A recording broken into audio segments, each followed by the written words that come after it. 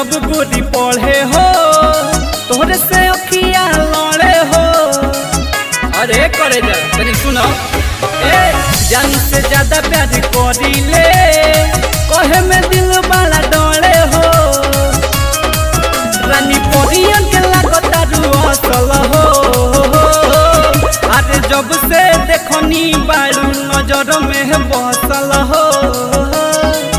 अरे सिंगल बारू की जान केहू से फसल हो।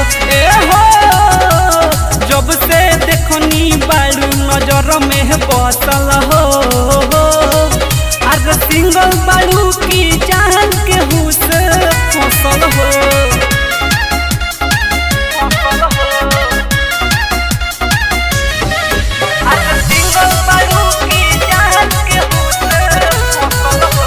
Recording by Tia Studio Ariraj।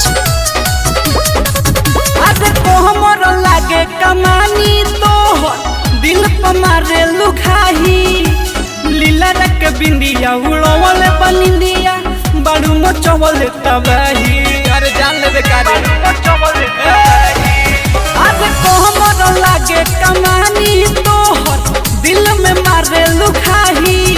अरे लीला रख बिंदिया उड़वल बनिंदिया बड़ू मचवल तबाही। तोहर मुस्की बखिया में धसल हो। अरे जब से देखनी बारू नजर में बसल हो। अरे सिंगल बारू की जान केहू से फसल हो। ए हो जब से देखनी बारू नजर में बसल हो। अरे सिंगल बारू की जान केहू से फसल हो। अरे बता दो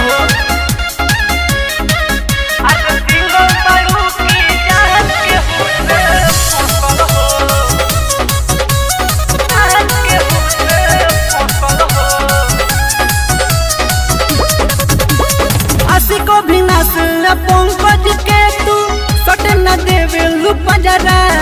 अरे चांद भी फीका पड़ जहला जब लगावे लुकजरा।